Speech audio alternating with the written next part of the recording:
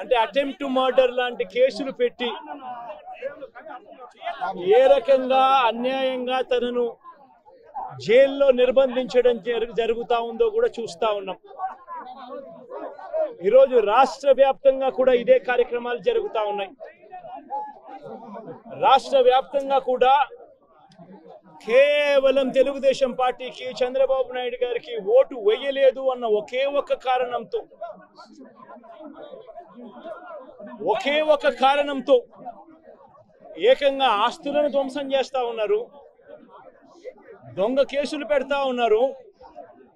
వీళ్ళే కొడతారు, మళ్ళీ వీళ్ళే అటువైపున ఉన్న వారి మీద వాళ్ళు కొట్టారు అని చెప్పి కేసులు పెడతారు. ఇంతటి దారుణంగా ఈరోజు రాష్ట్రంలో పరిపాలన సాగిస్తా ఉన్నారు. నేను అడుగుతా ఉన్నా, ఇదే గత 5 సంవత్సరాల కాలంలో వైఎస్ఆర్సీపీ పరిపాలనలో ఉండగా, వైఎస్ఆర్సీపీ ప్రభుత్వంలో ఉండగా అప్పుడు జగన్ ఏం చేశాడు?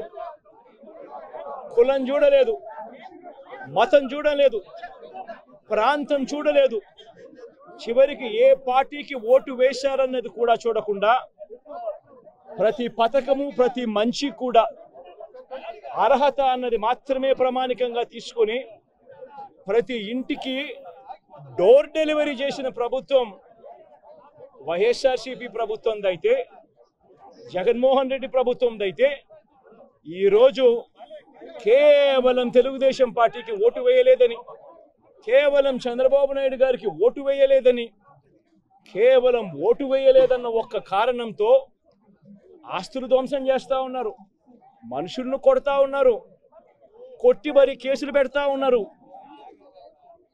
ఇంతటి అన్యాయంగా రాష్ట్రాన్ని రావణ కాష్టం చేస్తా ఉన్నారు. రాజశేఖర రెడ్డి గారి విగ్రహాలను విరగొడతా ఉన్నారు, పగలగొడతా ఉన్నారు. ఇవన్నీ ఏదైతే చేస్తా ఉన్నారో ఇవన్నీ కూడా శిశుపాలుని పాపాల మాదిరిగా ఇవన్నీ కూడా పాపాలు పండుతాయి. ప్రజాస్వామ్యంలో ఏదైనా కూడా ప్రజలకు మంచి చేసి, ప్రజల గుండెల్లో స్థానం సంపాదించుకుని, ప్రజల దగ్గరికి వెళ్ళి పలాని మంచి చేశాం కాబట్టి మాకు ఓటు వేయండి అని అడిగే పరిస్థితులు ఉండాలి తప్పనిచ్చి ఈ మాదిరిగా దౌర్జన్యాలు చేసి, ఈ మాదిరిగా అన్యాయమైన కేసులు బిగించి, ఈ మాదిరిగా ఆస్తులు ధ్వంసం చేసి, ఈ మాదిరిగా ఫియర్ సైకోసిస్ క్రియేట్ చేస్తూ రాజకీయాలు చేస్తే మాత్రం అది ఏ రోజు కూడా నిలబడే రాజకీయం కాదు. తాత్కాలిక మేలు ఏదైనా జరుగుతుందేమో తప్పనిచ్చి తర్వాత ఓటు వేసేటప్పుడు మాత్రం ప్రజలు ఇవన్నీ కూడా ఖచ్చితంగా గుర్తుపెట్టుకొని లెక్క జమ చేసి చంద్రబాబు నాయుడు గారికి గట్టిగా బుద్ధి చెప్పే పరిస్థితులు రోజులు కూడా తొందరలోనే ఉన్నాయి అని కూడా ఈ సందర్భంగా చంద్రబాబు నాయుడు గారిలో మార్పు రావాలని సందర్భంగా కూడా తెలియజేస్తా ఉన్నా. నిజంగా ఇదే విషయానికి వస్తే ప్రజలు ఎందుకు నీకు ఓటు వేశారు చంద్రబాబు నాయుడు గారు అని చెప్పి ఫస్ట్ చంద్రబాబు నాయుడు ఆలోచన చేయాలి. ఒకవైపున వైఎస్ఆర్ కాంగ్రెస్ పార్టీ ప్రజల్లో వ్యతిరేకత వల్ల ఓడిపోలేదు, ప్రజలకు మంచి చేసి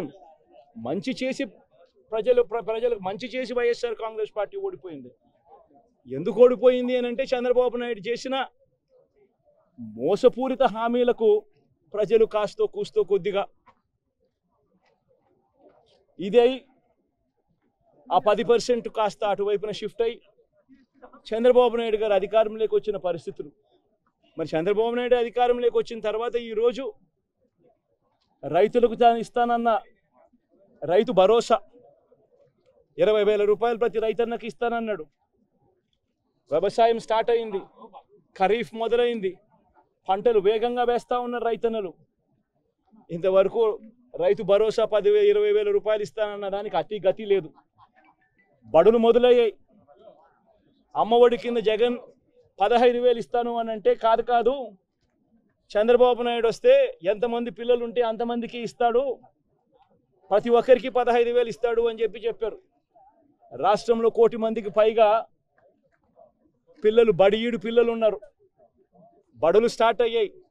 ఆ ప్రతి తల్లి కూడా అడుగుతూ ఉంది, తల్లికి వందనం అని పేరు పెట్టావు, అమ్మఒడి అనే పథకాన్ని పేరు మార్చావు, మరి ఆ డబ్బులు ఏమైనాయని చెప్పి గవర్నెన్స్ మీద కాస్త ధ్యాస పెట్టి ఆ తల్లులకి ఇచ్చే డబ్బులు ఇచ్చే కార్యక్రమం చూడండి. రైతులకు ఇచ్చే రైతు భరోసా 20,000 ఇస్తామన్నారు, ఇచ్చే కార్యక్రమం చూడండి. ప్రతి అక్క చెల్లెమ్మకు 18 ఏళ్ళు పైబడిన ప్రతి అక్క చెల్లెమ్మకు ప్రతి ఒక్కరికి 1,500 రూపాయలు ఇస్తామని చెప్పారు. అంటే సంవత్సరానికి 18,000 రూపాయలు. రాష్ట్రంలో 4,12,00,000 మంది ఓటర్లు ఉండరని చెప్పి మొన్ననే లెక్కలు తేలాయి. అందులో దాదాపుగా 2,10,00,000 మంది మహిళా ఓటర్లే. అంటే అందరూ 18 సంవత్సరాలు నిండిన మహిళా ఓటర్లే. మరి 2,10,00,000 మంది ఈ మహిళా ఓటర్లందరూ కూడా 18 ఏళ్ళు నిండిన ఈ మహిళా ఓటర్లందరూ కూడా వీళ్ళందరూ కూడా ఈరోజు అడుగుతా ఉన్నారు, 1,500 రూపాయలు ప్రతి నెల ఇస్తానన్నావు, ఏమైంది ఈ 1,500 రూపాయలు ఇచ్చే కార్యక్రమాలు అని చెప్పి అడుగుతా ఉన్నారు. వాటి మీద ధ్యాస పెట్టే కార్యక్రమం చంద్రబాబు నాయుడు చేయాలి.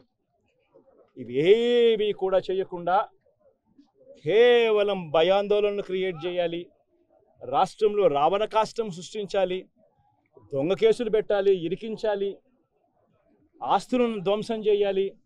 వైఎస్ఆర్సీపీ అభిమానులైనా, వైఎస్ఆర్సీపీ కార్యకర్తలైనా, వైఎస్ఆర్సీపీకి ఓటు వేసిన వారైనా కూడా ఎవరిని కూడా ఉంచకూడదు అన్న దుర్మార్గపు ఆలోచనలతో అడుగులు ముందుకు వేయడం అతి హేయమైన రాజకీయమని కూడా ఈ సందర్భంగా తెలియజేస్తా ఉన్నా. ఇదే రామకృష్ణారెడ్డి విషయానికే వస్తే నిజంగా ఎంతటి అన్యాయమైన పరిస్థితిలో కేసులు బిగించారు అన్నది ఒకసారి అందరూ కూడా ఆలోచన చేయమని కోరుతా ఉన్నా. ఇదే విషయం కారంపూడి ఘటన జరిగింది ఎప్పుడు? ఎన్నికలు అయిపోయిన తర్వాత మరుసటి రోజు, అంటే మే 14వ తారీఖున కారంపూడిలో ఘటన జరిగింది. కారంపూడిలో ఏం ఘటన జరిగింది, ఎందుకు జరిగింది? కారంపూడిలో తెలుగుదేశం పార్టీ చేసిన ఆకృత్యాలకు ఒక ఎస్సీ కుటుంబంలో ఉన్న మహిళలు ఇబ్బంది పడే పరిస్థితిలోకి పోయినప్పుడు వాళ్ళను పరామర్శించడానికి డిఎస్పీ అనుమతి తీసుకునే మరుసటి రోజు, ఎన్నికలు అయిపోయిన మరుసటి రోజు ఎమ్మెల్యే బయలుదేరాడు. ఎమ్మెల్యే కారంపూడికి చేరుకోక మునిపే ఆ ఎస్సీ కుటుంబం అనేది కారంపూడి అటువైపున ఉంటే, ఊరికి అటువైపున వాళ్ళ ఇల్లు ఉంటే, ఆ ఊరు ఎంటర్ కాకమునిపే తనను అడ్డగించడము, అక్కడే గొడవ జరగడము, గొడవ జరిగేది టౌన్లో జరుగుతూ ఉంది, ఇక్కడ నుంచి ఇక్కడ అడ్డగించినారు. అసలు సిఐ అనే నారాయణ స్వామి అనే ఈ సిఐతో కనీసం ఎమ్మెల్యే కనీసం తటస్థ కూడా పడలేదు, కనీసం చూసిన దాఖలాలు కూడా లేవు వీళ్ళిద్దరూ. ఆ రోజు ఆయన ఉండేది వేరే లొకేషన్లో, గొడవలో వేరే లొకేషన్, టౌన్ మధ్యలో గొడవ జరుగుతా అంటే ఆయన ఉన్నాడు, టౌన్ మొదట్లో ఈయన ఉన్నాడు. అసలు ఆయన తటస్థపడలేదు. ఆయన మీద ఆ గొడవ జరిగేటప్పుడు రాళ్ళు ఇటువైపు నుంచి అటువైపు నుంచి పడ్డాయి. చిన్న రాయి ఏదో తగిలి ఉండొచ్చేమో బహుశా, కానీ చిన్న రాయి కాబట్టి అసలు ఆయన మరుసటి రోజు అదే రోజు మెడికో లీగల్ కేసు కూడా పెట్టలా. అంటే ఎంత చిన్న ఘటన అది, జరిగిందో లేదో కూడా తెలియదు. మే 14న జరిగితే 9 రోజుల తర్వాత, అంటే మే 23వ తారీఖున ఆయనకి ఏదో జరిగిందన్నట్టుగా ఆ సిఐ హత్యాయత్నం కేసు పెట్టడం జరుగుతూ ఉంది రామకృష్ణ అంటే కనీసం సీన్లో కూడా లేని వ్యక్తిని. ఇది అన్యాయం కాదా అని అడుగుతా ఉన్నా. అసలు ఇన్సిడెంటే జరిగిందో లేదో కూడా తెలియదు ఆయనకి. ఏమేర ఇన్సిడెంట్ నిజంగానే జరిగిందంటే మే 14న ఆయన జరిగిందంటే మే 15వ తారీఖునే మెడికో లీగల్ కేసు ఎందుకు పెట్టలేదు? 17వ తారీఖున సిట్ వేసింది కేంద్ర ఎన్నికల సంఘం. 17వ తారీఖు నుంచి 20వ తారీఖు వరకు పల్నాడు ఏరియాలో ఆ సిట్ బృందం తిరిగి ఇన్సిడెంట్ జరిగిన ప్రతి అంశం మీద రిపోర్ట్ ఇచ్చింది. ఆ రిపోర్ట్ ఇచ్చిన దాంట్లో, ఆ సిట్ ఇచ్చిన రిపోర్ట్లలో ఎందుకు ఈ అంశం రాలేదు? మరి ఈ రకంగా ఒక మనిషిని హత్యాయత్నం కేసు మీద బిగించడం ధర్మమేనా? ఇంకొక కేసు కూడా తన మీద హత్యాయత్నం కేసు పెట్టాడు. మే 13వ తారీఖున ఎన్నికల సమయంలో పాల్వాయి గేట్ అనే పోలింగ్ కేంద్రం దగ్గర తాను అక్కడికి వెళ్ళినప్పుడు జరిగిన ఘటన మీద అసలు ఎందుకు ఆ ఘటన జరిగింది? ఎవడన్నా కొద్దో గొప్ప కనీసం ఆలోచన చేసేవాళ్ళు ఎవరైనా ఆలోచన చేయాలి కదా. అక్కడ ఉన్న ఎస్సీలను, ఆ గ్రామంలో ఉన్న సామాజిక వర్గం వాళ్ళు గ్రామంలో ఉన్న బూతులు లేకపోయి ఓట్లు వేసే పరిస్థితి లేకుండా ఉన్నప్పుడు ఎమ్మెల్యే అక్కడికి ఆ గ్రామానికి వెళ్ళినప్పుడు ఎమ్మెల్యే ఆ పరిస్థితిని చూసి ఎస్పీకి 4 సార్లు 5 సార్లు 10 సార్లు ఫోన్ చేసినా కూడా ఎస్పీ రాని పరిస్థితిలో ఉన్నప్పుడు కనీసం సిఐని ఎస్ఐని కూడా పంపించిన పరిస్థితిలో ఉన్నప్పుడు అటువంటి బూత్లో సెన్సిటివ్ బూత్లో కేవలం ఒకే ఒక్క హోంగార్డును పెట్టి బూతులు నడుపుతా ఉన్నారు. అటువంటి పరిస్థితిలో అన్యాయం జరుగుతూ ఉందని చెప్పడం కోసం, అన్యాయం జరుగుతూ ఉన్న వాళ్ళ పక్షాన్ని నిలబడడం కోసం ఎమ్మెల్యే లోపలికి పోయి ఈవీఎంను పగలగొట్టే కార్యక్రమం జరిగింది. ఎందుకు ఈవీఎంలో నిజంగానే ఎమ్మెల్యేనే రిగ్గింగ్ చేసుకుంటా ఉంటే ఎమ్మెల్యేకి అక్కడ నిజంగానే ఎమ్మెల్యే పరిస్థితి అంత బాగుండింటే ఎందుకు ఎమ్మెల్యే ఈవీఎం పగలగొడతాడు? అక్కడ పరిస్థితి బాగలేదనే కదా, అన్యాయం చేస్తూ ఉన్నారనే కదా. అక్కడికి పోయినప్పుడు అన్యాయం చూశాడు కాబట్టే కదా ఈవీఎం పగలగొట్టాడు. ఆ ఈవీఎం ఏదైతే పగలగొట్టిన కేసులు ఏదవుతుందో తనకు బెయిల్ వచ్చింది. ఈరోజు తాను బెయిల్ అక్కడ లోపల ఉన్నది ఈవీఎం పగలగొట్టిన కేసులో కాదు, తను లోపల ఉన్నది ఈవీఎం పగలగొట్టిన కేసులో. అన్యాయం జరిగింది అని చెప్పి, అన్యాయం జరుగుతూ ఉన్న పరిస్థితిలో ఎమ్మెల్యే అక్కడికి పోయి అడ్డుకునే కార్యక్రమంలో అది జరిగింది అని చెప్పి కోర్టులు కూడా గుర్తించాయి కాబట్టి తనకు బెయిల్ వచ్చింది. కానీ మళ్ళీ తర్వాత ఏం జరిగింది? ఆ ఇన్సిడెంట్ జరిగిన 10 రోజుల తర్వాత, ఆ ఇన్సిడెంట్ జరిగిన 10 రోజుల తర్వాత అంటే మే 23వ తారీఖున ఎమ్మెల్యే అక్కడికి వెళ్ళి హత్యాయత్నం చేశాడట. అదే పోలింగ్ బూత్లో హత్యాయత్నం చేసినాడంటే ఎవడన్నా బుద్ధునోడు ఎవడన్నా నమ్మదానికి ఉందయ్యా? ఎవడన్నా ఎమ్మెల్యే అనేవాడు అక్కడికి పోయినప్పుడు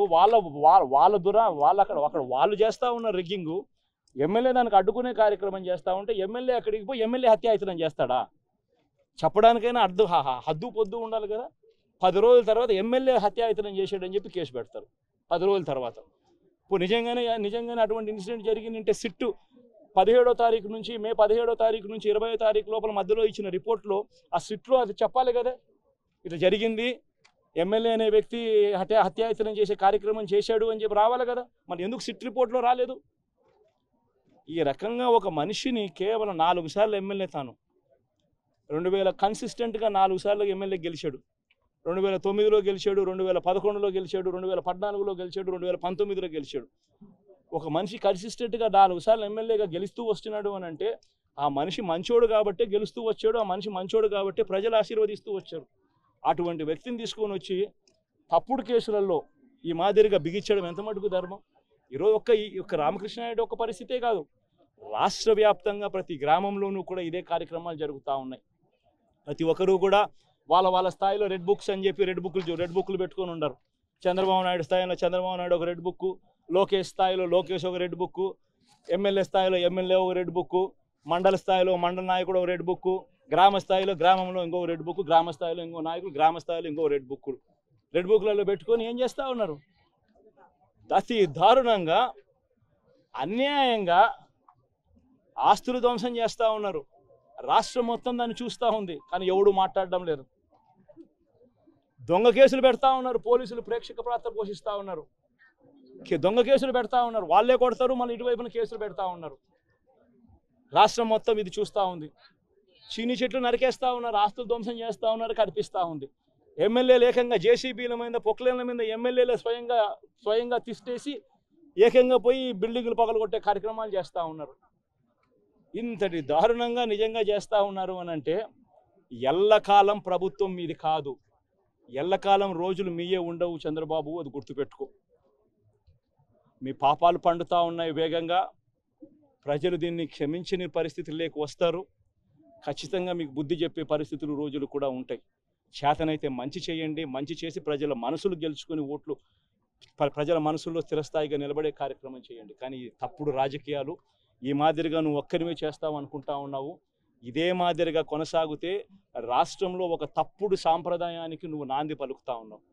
నువ్వు వేసే ఈ బీజం, నువ్వు వేసే ఈ తప్పుడు సాంప్రదాయం, రేపొద్దున నువ్వు వేసే ఈ బీజం చెట్టు అవుతుంది. రేపొద్దున నువ్వు ఏదైతే ఇత్తుతావో అదే పండుతుంది. రేపొద్దున మళ్ళీ మీ గ్రామాలలో మీ కార్యకర్తలకు ఇదే పరిస్థితిని ఇదే మాదిరిగానే మళ్ళీ జరిగే కార్యక్రమాలు కూడా జరుగుతాయి. అటువంటి తప్పుడు సాంప్రదాయాలు దయచేసి ఇప్పటికన్నా ఆపండి. నాయకులుగా ఉన్న మనలాంటి వాళ్ళం ఇలాంటివి ప్రోత్సహించకూడదు, ఇలాంటివి ఎవరు తప్పు చేసినా తప్పు అని చెప్పే కార్యక్రమం నాయకులుగా మనం చెయ్యాలి. కానీ దగ్గరుండి ఈ మాదిరిగా ప్రోత్సహించడం అతి దుర్మార్గమైన కార్యక్రమం. దయచేసి దీనికి ఫుల్ స్టాప్ పెట్టే కార్యక్రమం ఖచ్చితంగా చెయ్యండి చంద్రబాబు అని చెప్పి సందర్భంగా మరొక్కసారి చంద్రబాబును ఈసారి హెచ్చరిస్తున్నామని కూడా చెప్తా ఉన్నాం. ఈసారి కోరడం లేదు, హెచ్చరిస్తున్నామని కూడా చెప్తా ఉన్నాం. ఇదే మాదిరిగా జరుగుతూ పోతా ఉంటే మాత్రం ఎవరైనా కూడా ఊరుకునే కార్యక్రమం జరగదు. రియాక్షన్ అనేది ఖచ్చితంగా ఉంటుందని కూడా చంద్రబాబు నాయుడుకి సందర్భంగా గట్టిగా చెప్తాం. మరి ఈరోజు 4వ తేదీ నుంచి 2 నెల రోజులు అయింది. చాలా మంది కార్యకర్తలు కూడా ఇబ్బంది పడిన పరిస్థితి. కార్యకర్తలను వదిలేసి ఈ రోజు భారత రాజ్యాంగ వ్యవస్థని నిర్వీర్యం చేసే విధంగా